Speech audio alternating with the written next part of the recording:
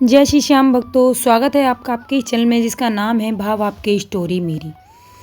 तो भक्तों, आज मैं आपके लिए एक ऐसी कहानी लेके आई हूँ जिससे सुन के आपका मन एकदम प्रफुल्लित हो जाएगा और आपका बाबा श्याम पर जो विश्वास है वो और भी ज़्यादा गहरा हो जाएगा। ये कहानी है राजस्थान के अलवर ज़िले के पास बसे एक छोटे से गाँव की, जहाँ लोगों के दिलों में श्याम बाबा की भक्ति की ज्योति जलती रहती थी। इस गांव में रहते थे दो मित्र, सुशील और जितेंद्र। दोनों बचपन के साथी थे, लेकिन जीवन की राह में उनकी सोच अलग हो गई। सुशील एक सच्चा श्याम भक्त था, सरल स्वभाव का था, दयालु और मेहनत कश था। वहीं दूसरी तरफ जितेंद्र धनवान था, व्यापारी परिवार का, लेकिन अहंकार और दिखावे में डूबा रहता था। सुशील की पत्नी सीता एक आदर्श गृहिणी थी। वह श्याम बाबा की सच्ची भक्त थी। उनकी कोई संतान नहीं थी। उनके जीवन का ये सबसे बड़ा दुख था। और जितेंद्र की पत्नी प्रीति एक शहरी तौर तरीकों में ढली हुई थी, धर्म कर्म को पुराने जमाने की बात बताती थी। उनके एक बेटा था, सौरभ। बात उन दिनों की है जब राजस्थान में भयंकर अकाल पड़ा। महीनों से बारिश नहीं हुई थी, खेत सूख गए थे और लोग पानी की एक एक बूंद के लिए तरस रहे थे। गांव की हालत भी बहुत खराब थी। सुशील के पास एक छोटा सा खेत था जिससे वह अपना जीवन चलाता था। अकाल की वजह से उसकी फसल बर्बाद हो चुकी थी। घर में खाने के लिए अनाज खत्म हो गया था, लेकिन फिर भी वह रोज श्याम बाबा के सामने दिया जलाता था और कहता था, श्याम बाबा, जो भी आपकी इच्छा हो वो हो। मैं आपकी इच्छा में जैसे आप रखोगे वैसे रहूँगा। मुझे पता है आप हारे के सहारे हो, जरूर कोई रास्ता निकालोगे। दूसरी तरफ जितेंद्र के पास अनाज के कई गोदाम भरे हुए थे। उसने पिछले वर्ष अच्छी फसल देखकर अनाज खरीदकर रख लिया था। अकाल में वह मोटे दामों पर अनाज बेच रहा था और मुनाफा कमा रहा था। एक दिन सुशील हिम्मत करके जितेंद्र के पास गया। उसने विनम्रता से कहा, मित्र, हमारे बचपन की दोस्ती के नाते मुझे थोड़ा सा अनाज दे दो। घर में 3 दिन से कुछ नहीं बना है। मैं कुछ महीनों बाद तुम्हें वापस कर दूंगा। जितेंद्र ने उसका अपमान करते हुए कहा, देखो सुशील, यह व्यापार है, दोस्ती नहीं। तुम्हारे पास पैसे हैं तो अनाज ले जाओ, वरना अपने श्याम बाबा से मांगो। वैसे भी तुम हमेशा कहते हो कि श्याम बाबा हारे के सहारे हैं। अब देखते हैं कि तुम्हारे श्याम बाबा तुम्हारी कैसे मदद करते हैं। सुशील मन ही मन बहुत दुखी हुआ, लेकिन उसने कुछ नहीं कहा। वह चुपचाप घर लौट आया। सीता ने देखा कि वो खाली हाथ लौट आया है तो समझ गई क्या हुआ होगा। कोई बात नहीं, सीता ने कहा, श्याम बाबा जानते हैं हमारी हालत, वो जरूर कोई ना कोई हल निकालेंगे। कोई बात नहीं, आज हम भूखे ही सो जाते हैं। बाबा की भक्ति भी एक तपस्या है। उस रात सुशील और सीता ने भूखे पेट बाबा श्याम का भजन करा। श्याम तेरे भरोसे मेरा परिवार है, ये वाला भजन गाया। अगली सुबह जब वह घर से बाहर निकला तो उसने देखा कि उनके घर के सामने एक बुजुर्ग व्यक्ति बैठा है। उसके पास एक छोटी सी पोटली थी। सुशील ने उससे पूछा, बाबा जी, आप कौन हो? यहाँ कैसे आना हुआ? बुजुर्ग ने मुस्कुराते हुए कहा, बेटा, मैं एक राहगीर हूँ, रात भर चलता रहा हूँ, बहुत भूख लगी है, मुझे कुछ खाने को मिलेगा? सुशील सोचने लगा कि घर में तो कुछ खाने को है ही नहीं, इन्हें क्या दूँ। फिर भी वह बोला, बाबा जी, सच कहूँ मेरे घर में खाने को कुछ नहीं है, लेकिन आप बैठिए, मैं कुछ इंतजाम करता हूँ। सुशील ने सीता से कहा। सीता ने बर्तन देखे, सारे बर्तन खाली थे, लेकिन एक छोटे से डब्बे में थोड़े से चावल रखे थे। सीता ने वह चावल ही बनाए और बनाते टाइम बाबा से प्रार्थना की कि हे बाबा, मेरे घर पे आज कोई खाने के लिए आया है, वह भूखा ना रहे। सीता ने जैसे ही भगोने में चावल बनाए बाबा ने अपना चमत्कार दिखाया और चावल से उस भगोने को पूरा ऊपर तक भर दिया। सीता बहुत खुश हुई। फिर सुशील और सीता ने बड़े प्यार से साधु को भोजन कराया।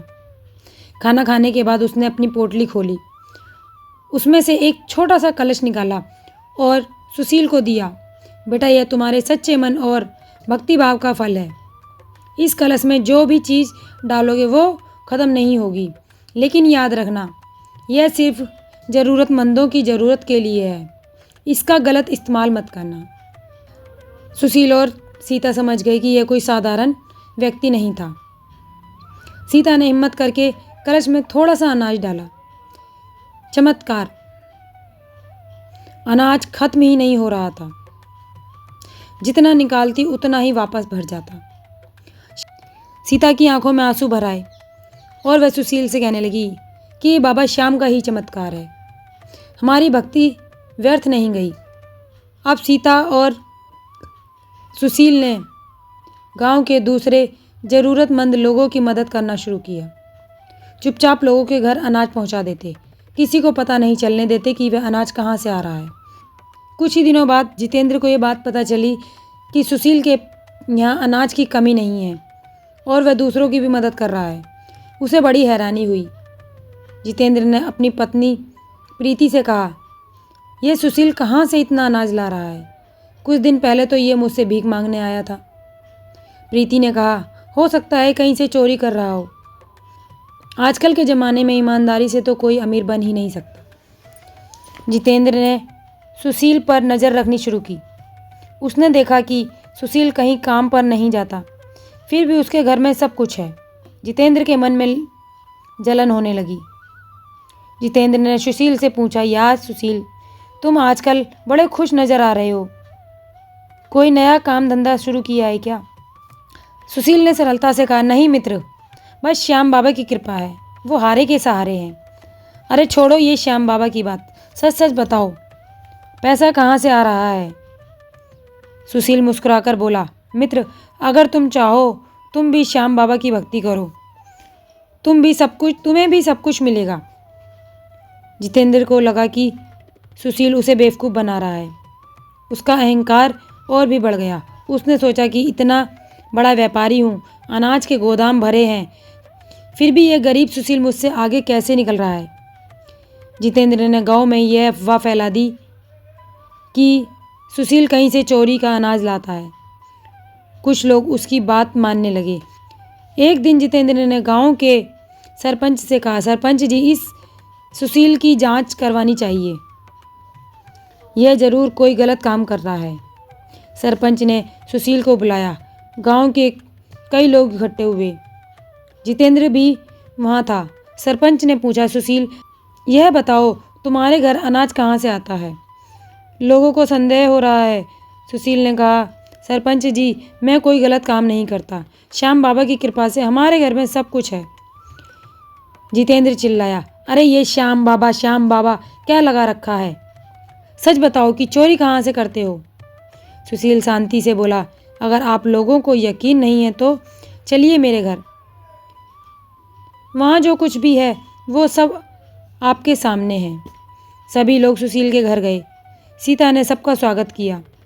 सुशील ने सबको वो कलश दिखाया और पूरी सच्चाई बताई।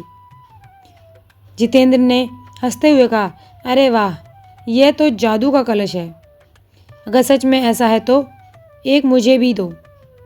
सुशील ने कहा, मित्र, यह कोई जादू नहीं है, यह श्याम बाबा की कृपा है। इसका इस्तेमाल सिर्फ ज़रूरतमंदों की मदद के लिए ही हो सकता है। जितेंद्र ने कहा, अच्छा तो दिखाओ कि कैसे काम आता है। सीता ने कलश में अनाज डाला और सबके सामने निकाला। अनाज खत्म ही नहीं हो रहा था। सभी लोग हैरान रह गए। जितेंद्र के मन में लालच आ गया। उसने कहा, यह कलश मुझे दे दो, मैं इससे पूरे राजस्थान में अनाज का व्यापार करूंगा, बहुत पैसा कमाऊंगा। सुशील ने कहा, मित्र, यह लालच के लिए नहीं, यह सेवा के लिए है। लेकिन जितेंद्र नहीं माना। उसने ज़बरदस्ती कलश छीनने की कोशिश की। जैसे ही जितेंद्र ने कलश को हाथ लगाया, अचानक कलश से धुआं निकलने लगा। एक आवाज़ गूंजी, लालची व्यक्ति, तूने श्याम भक्त का अपमान किया है, अब तू अपनी करनी का फल भुगतेगा। कलश गायब हो गया। सभी लोग हैरान रह गए। उसी दिन से जितेंद्र की किस्मत खराब हो गई। उसके गोदामों में रखे अनाज में कीड़े लग गए। जो अनाज वो महंगे दामों पर बेच रहा था वह सब बर्बाद हो गया। फिर उसके ऊपर टैक्स की बड़ी रकम का नोटिस आया। पता चला कि उसने कई सालों से टैक्स नहीं भरा था। उसका बेटा जो शहर में पढ़ रहा था वह गलत संगत में पड़ गया और उसका सारा पैसा बर्बाद कर दिया। जिस दिन कलश गायब हुआ था उसी दिन शाम को आसमान में बादल छाए। रात भर रोज जोरदार बारिश हुई। गांव के लोगों को समझ आ गया कि सुशील सच्चा था और जितेंद्र गलत था। सभी ने सुशील से माफ़ी मांगी।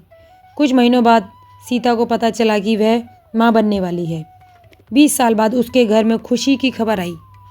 गांव के लोगों ने कहा यह भी श्याम बाबा का चमत्कार है। सुशील और सीता की भक्ति रंग लाई। जितेंद्र की हालत दिन ब दिन खराब हो गई। उसकी सारी दौलत खत्म हो गई। वह कर्ज में डूब गया। उसकी पत्नी प्रीति ने उसे छोड़ दिया और अपने मायके चली गई। एक दिन जितेंद्र बेघर होकर सड़क पर भटक रहा था। बारिश हो रही थी और वह एक पेड़ के नीचे छुप गया था। तभी सुशील वहाँ से गुजरा। सुशील ने जितेंद्र को देखा तो दया आ गई। वो उसे अपने घर ले गया।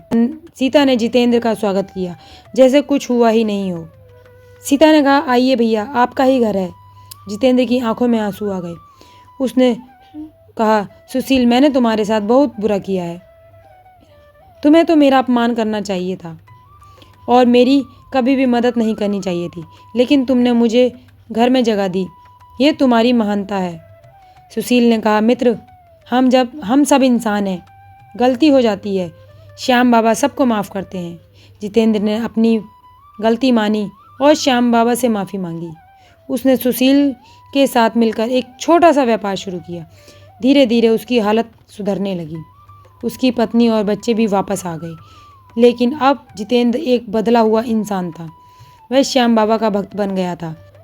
सीता के घर एक बेटे ने जन्म लिया। गांव भर में खुशियां मनाई गईं। बच्चे का नाम रखा गया श्याम। जितेंद्र ने कहा सुशील, ये बच्चा श्याम बाबा का प्रसाद है, ये मेरा भतीजा है। बाबा श्याम ने मेरी भी पीड़ा दूर करी, मुझे माफ़ किया, मेरे सारे काम बनाए, मुझे इतना अच्छा दोस्त दिया। अब जितेंद्र बाबा श्याम का सच्चा भक्त बन चुका था। दोनों मित्र मिलकर बाबा श्याम की सुबह शाम पूजा अर्चना करते और अच्छे से मिलकर व्यापार करते। सब कुछ ठीक हो गया। तो भक्तों, देखा आपने बाबा श्याम का चमत्कार। बाबा श्याम कैसे भक्तों के जीवन में चमत्कार करते हैं। तो अगर आपको ये वीडियो अच्छी लगी हो तो प्लीज़ वीडियो को लाइक